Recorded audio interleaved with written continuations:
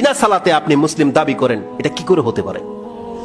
কে শিক্ষা দিয়েছে আপনাকে, বা কে আপনার মনের মধ্যে এই চিন্তা ঢুকিয়ে দিয়েছে যে আপনি নামাজ না পড়েও মুসলিম? এটা কোত্থেকে, এই ফতোয়াটা নিলেন কোত্থেকে, পেলেন কোথায়? এটা কোন হুজুর বলেছে? এটা কোন কিতাবে আছে? এটা আপনি কোরআনের কোন আয়াত পেয়ে গেছেন যার মাধ্যমে প্রমাণ হয়ে যাচ্ছে যে আমি বেনামাজি হলেও আল্লাহ আমাকে নাজাত দিয়ে দিবে? কোথায় আছে সেটা? সে হাদিসটা কোনটা যার উপরে ভিত্তি করে আপনি বেনামাজি হয়ে বসে আছেন? কে আপনাকে উদ্ধার করবে? আল্লাহ সুবহানাহু ওয়া তাআলার পক্ষ থেকে এটা কেমন বিধান নাজিল করে দেওয়া হয়েছে?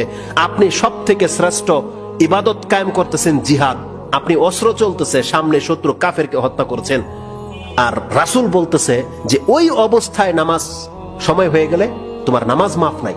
রক্ত লেগে আছে, কাফেরের রক্ত, অস্ত্র চলছে, তুমি থামতে পারবে না, কিবলার ঠিক নাই, পবিত্রতা নাই, ওই অবস্থায় অস্ত্র চলবে, তাকবীরও চলবে, রুকুও চলবে, সেজদাও চলবে, তোমাকে ঝুঁকতে হবে না। রিজালান, হাঁটো আর সালাত পড়ো, রুকবানান, ঘোড়ার উপরে সালাত পড়ো। সুবহানাল্লাহ, আপনি ট্যাঙ্কের ভিতরে আছেন, সালাত চলবে, গুলি চলবে, সালাত চলবে। যদি এই অবস্থাগুলোতে সালাত মাফ না হয়ে গিয়ে থাকে, আপনি সুস্থ আছেন, বিনা সালাতে আপনি মুসলিম দাবি করেন, এটা কি করে হতে পারে? আল্লাহ আমাদেরকে নামাজি করো, আমাদের পরিবার নামাজি পরিবারের সাথে আমাদের সম্পর্ক জুড়ে দাও, এবং আমাদের পরিবারে যারা আছে আল্লাহ প্রত্যেককে তুমি নামাজি করে দাও, তারা কেউ যেন বেনামাজ অবস্থায় তোমার সাথে সাক্ষাৎ না করে।